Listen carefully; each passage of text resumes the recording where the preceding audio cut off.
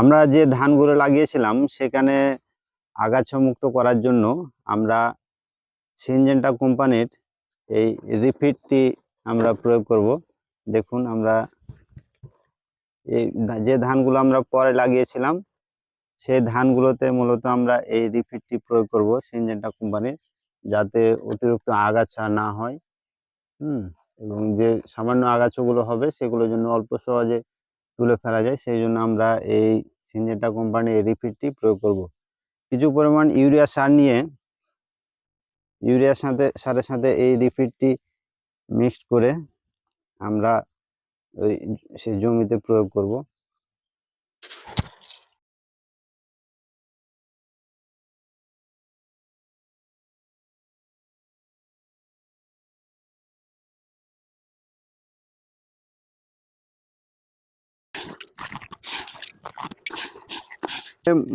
জমিতে মোটামুটি পর্যাপ্ত পানি রেখে এই রিফিট সারটি কিছু সামান্য ইউরিয়ার সাথে প্রয়োগ করলে আশা করা যায় আগাছা কম হবে, এবং যে সামান্য আগাছাগুলো হবে সেগুলো খুব সহজেই নির্মূল করা যাবে।